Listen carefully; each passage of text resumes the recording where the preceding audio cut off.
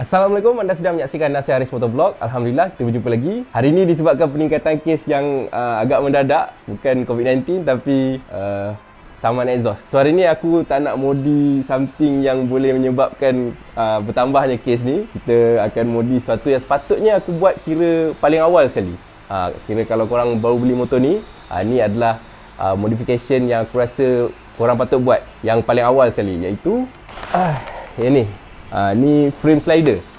Frame slider ataupun crash protection. Dalam video ni aku rasa berguna juga untuk orang yang tak ada CBR TVTRR ni, sebab aku akan cerita tentang apa sebenarnya kegunaan dia jugalah. So, tanpa masa, jom.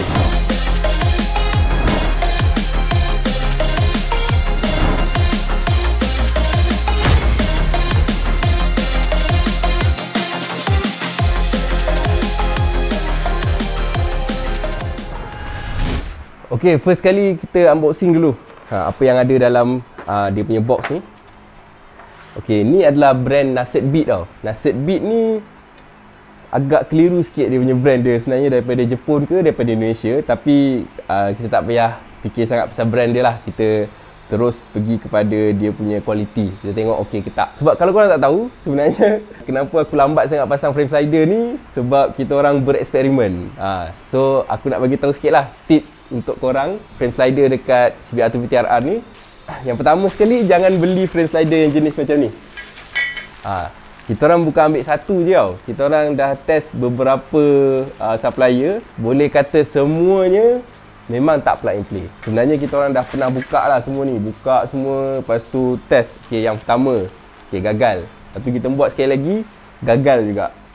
Punca dia, lubang yang sini dengan yang sini ni, dia tak tally tau dengan frame. Sebab apa? Sebab dia orang mungkin hand welded lah, manually. Lagipun dari segi kekuatan pun, ini kira macam tak berapa kuat lah.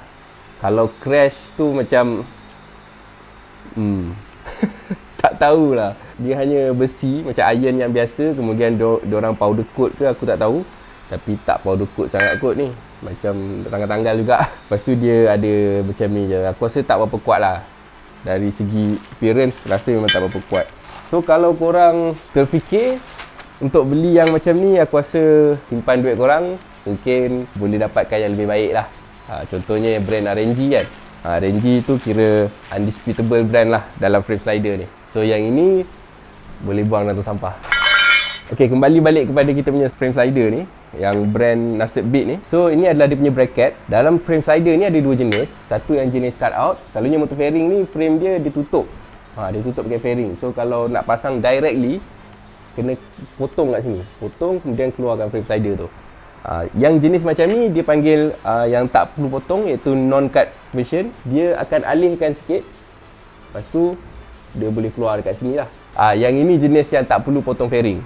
Okey, adapter dia ni tebal tau, tebal gila. Ini aku rasa dalam 2.5 cm. 2.5 cm dia punya thickness. Okey, yang ni dia punya slider. Slider ni dia material dia special sikit lah. Kalau nak kata plastik pun macam keras. Tapi kalau nak kata alloy pun memang tak ni. Sebab dia macam susah nak cakap. Tak tahu, kena test gosok kat jalan kot. Tapi dia punya function dia adalah untuk slide. Sebab tu nama dia slider. Dia bukan untuk stopkan kau punya sliding. Okay, ni kita ada spacer dia. Dan ini set bolt dia. Ada banyak skru lah. Okay, sekarang kita nak pasang. Tapi first kita kena buka fairing dulu lah. Buka fairing kiri dengan kanan. So, jom.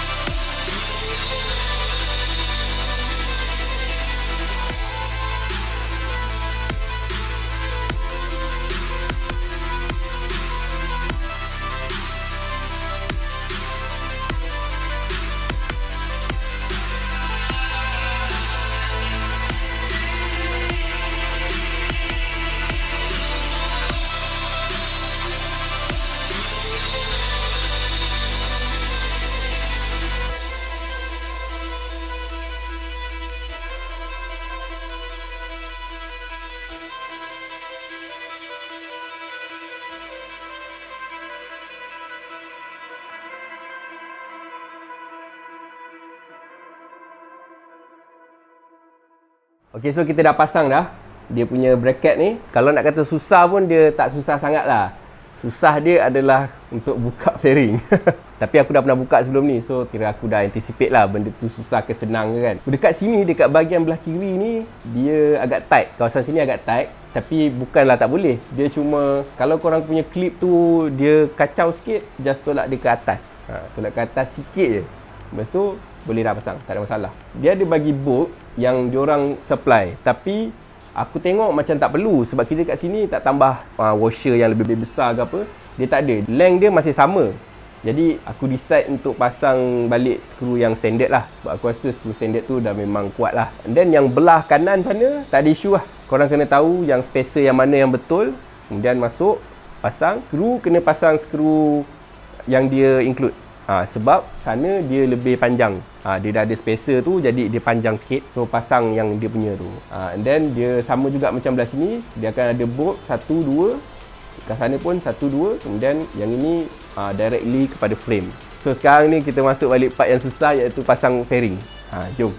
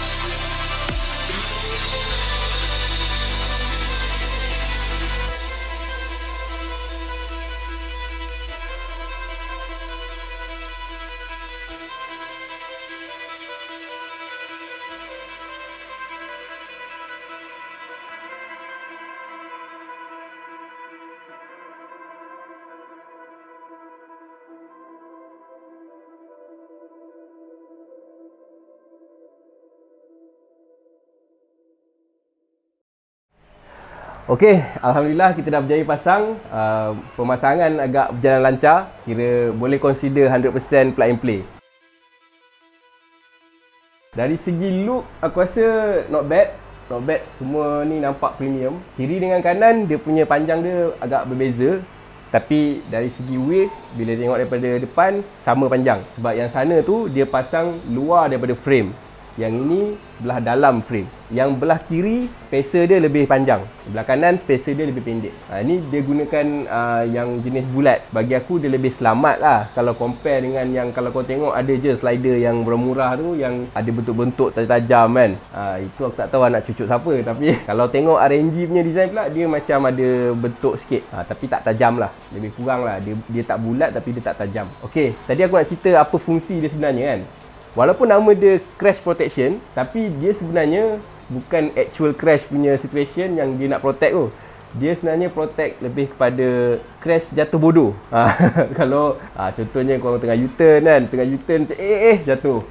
Inilah yang korang kena ada untuk protect motor kau. Sebenarnya dia bukan hanya benda ni. Sebenarnya dia ada axle slider, rear axle slider pun ada, kemudian exhaust slider pun ada. Semua tu fungsi dia sama. Bukan untuk crash yang laju-laju tu. Dia crash yang tak laju sangat lah. Yang tak laju sangat. Kalau kau jatuh kat parking ke, jatuh isi minyak ke apa kan, at least tak adalah fairing kau pecah. Dia akan kena kat sini dulu. So lain-lain tak ada apa-apa. Adakah benda ni diperlukan? Bagi aku perlu untuk everyday rider lah. Tapi kalau korang track day rider, ataupun korang memang gunakan motor ni kat track, bukan yang ini yang penting. Yang penting sebenarnya yang ada satu lagi slider yang jenis tampal dekat enjin tu. Dia selalunya brand GB Racing. Yang itu untuk track day. Tapi motor ni somehow dia ada lah tutup ni. Ada tutup sikit. Tapi sebenarnya dia kena pakai yang tu sebab dekat track korang boleh jatuh laju. Contohnya 180 km sejam, korang jatuh, kemudian motor korang slide.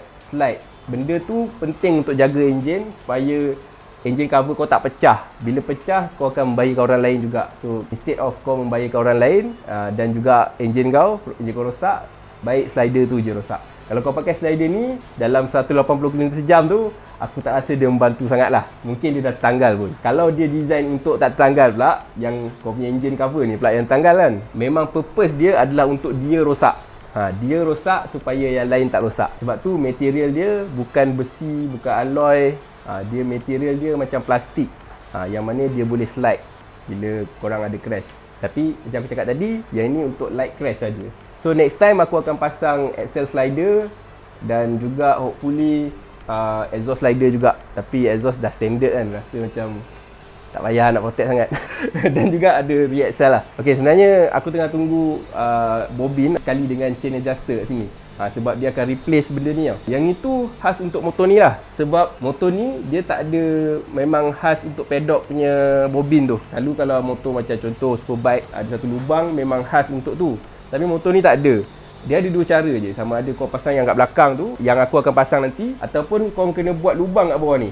Maksudnya kau kena buat thread tu kat dalam ni, kemudian baru kau pasukkan skru, boleh pasang bobin. Tapi aku dah tanya mekanik dekat Big Wing, kita orang bincang, kita orang rasa yang itu lebih risky. Sebab swing arm ni alloy, dia tak berapa kuat lah untuk tahan thread yang korang buat sendiri, yang kita buat sendiri kan. Untuk mengelakkan risiko tu, kita pasang yang belakang ni.